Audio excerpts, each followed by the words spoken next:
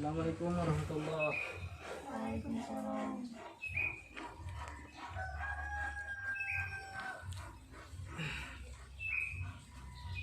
Bismillahirrahmanirrahim. Assalamualaikum warahmatullahi wabarakatuh. Waalaikumsalam. Sebelum kita memulai pelajaran pada hari ini, lebih baik kita membaca lafaz basmalah.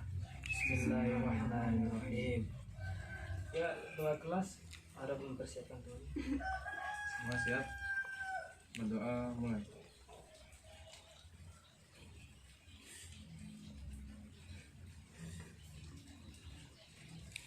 Berdoa selesai. Oke, kita memasuki materi. Materi kita hari ini yakni adalah materi pelajaran SKI, yakni tentang peradaban kerajaan Islam di India. Ya, apa kerajaan Islam di India yang terkenal? Kerajaan Mughal. Oh, kerajaan Mughal. Siapa yang ingin menjelaskan tentang sejarah lahirnya kerajaan Mughal tersebut? Ya, silahkan. Ya. Kerajaan Mughal merupakan kelanjutan dari Kesultanan Delhi. Kerajaan Mughal atau Mughul ini didirikan oleh Zahiruddin Muhammad Babur pada tahun 1526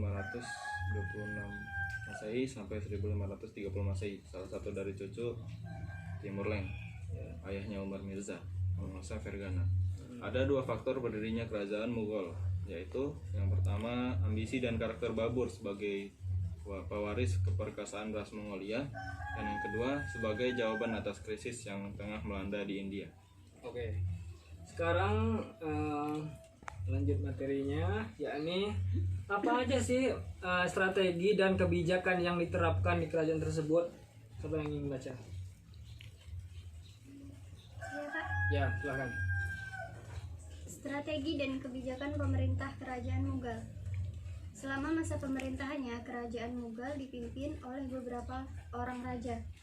Raja-raja itu yaitu yang pertama Zahiruddin Muhammad Babur pada tahun 1526 sampai 1530 Masehi. Raja pertama sekaligus pendiri Kerajaan Mughal. Yang kedua, Humayun pada tahun 1530 sampai 1556 Masehi. Humayun memerintah selama lebih dari seperempat abad. Dan pemerintahan Humayun dapat dikatakan sebagai masa konsolidasi kekuatan periode pertama. Yang ketiga, Akbar pada tahun 1556 sampai 1605 Masehi adalah Raja Mughal yang paling kontroversial karena kerajaan Mughal mencapai puncak kejayaannya pada masa pemerintahan Akbar. Yang keempat ada Jahangir pada tahun 1605 sampai 1627 Masehi. Kepemimpinan Jahangir yang didukung oleh kekuatan militer yang besar, semua kekuatan musuh dan gerakan pemberontakan berhasil dipadamkan, sehingga seluruh rakyat hidup dengan aman dan damai.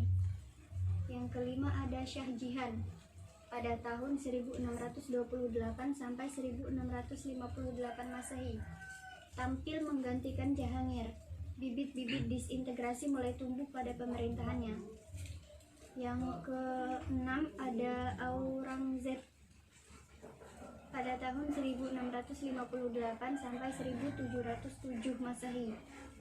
Kedaulatan Mughal sebagai identitas Muslim India nyaris hancur akibat perang saudara. Maka pada masa pemerintahannya dikenal sebagai masa pengembalian kedaulatan umat Islam. Yang kedelapan ada Bahadur Shah atau pada tahun 1707 sampai 1712 Masehi. Raja-raja sesudah Aurangzeb mengawali kemunduran dan kehancuran kerajaan Mughal. Bahadur Shah menggantikan kedudukan Aurangzeb. Yang kedelapan ada Jehandar pada tahun 1712 sampai 1713 Masehi. Kekalahan Mughal dari serangan pasukan Afghanistan berakibat jatuhnya Mughal ke dalam kekuasaan Afgan. Shah Alam tetap diizinkan berkuasa di Delhi dengan jabatan sebagai sultan. Yang kesembilan ada Bahadur Shah pada tahun 1837 sampai 1858 Masehi. Akibat konflik yang timbul Bahadur Shah dengan pihak Inggris, Bahadur Shah raja terakhir kerajaan Mughal diusir dari istana pada tahun 1885 Masehi. Dengan demikian berakhirlah kekuasaan kerajaan Islam Mughal di India. Sudah. Oke, kita melanjutkan tentang seluk-beluknya ya di kerajaan Mughal tersebut. Mungkin ada maju mundurnya di dalam kerajaan tersebut. Yang ingin menjelaskan kemajuan dari kerajaan Mughal siapa? Siapa? Ya. Nah, Kemajuan peradaban Islam masa Mughal.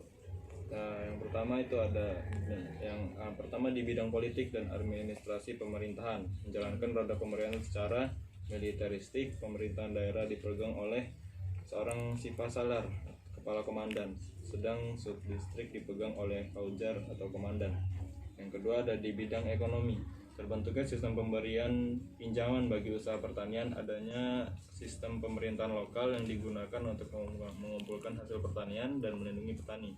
Sistem pengumpulan pajak yang diberlakukan pada beberapa provinsi utama pada imperium ini pada kerajaan Mughal. oke. Yang ketiga di bidang agama. Pada masa Akbar memproklamasikan sebuah cara baru dalam beragama, yaitu konsep dini ilahi. Pada masa ini juga dibentuk sejumlah badan keagamaan berdasarkan persekutuan terhadap mazhab hukum, tarekat sufi, persekutuan terhadap ajaran syekh, ulama dan wali individual. Pada masa Aurangzeb berhasil disusun sebuah risalah Islam yang modifikasi Islam yang dinamakan Fatwa Al-Qamari. Kemudian yang keempat di bidang seni dan budaya. Munculnya beberapa karya sastra tinggi seperti Fat Mafat yang mengandung pesan kebajikan manusia Gubahan Muhammad Jayazi, seorang penyair istana.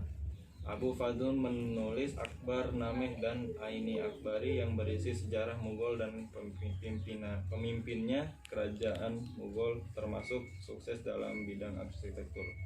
Taj Mahal di Agra merupakan puncak karya arsitektur pada masanya, diikuti oleh Istana Radpur, Sikri peninggalan Akbar, dan Masjid Raya Delhi di Lahore, di kota Delhi lama.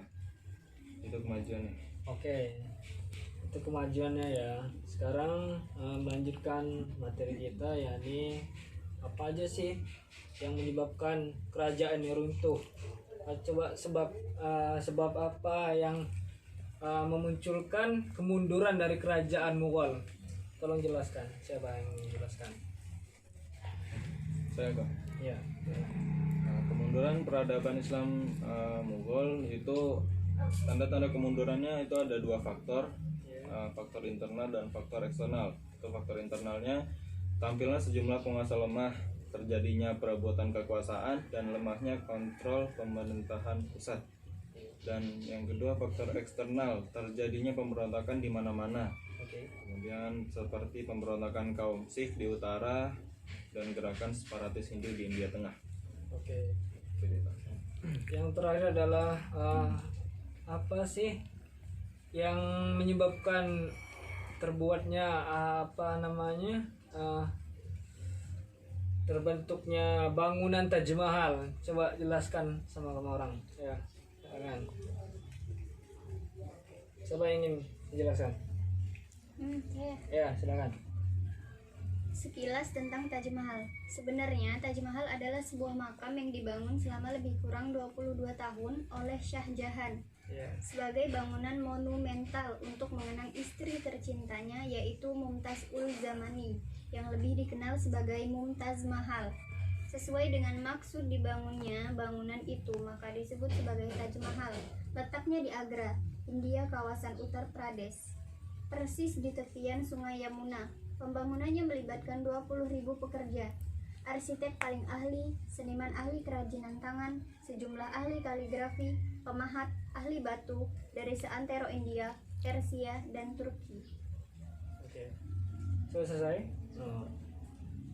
Ada yang ingin menyimpulkan tentang materi kita hari ini? Tidak ada? Oke.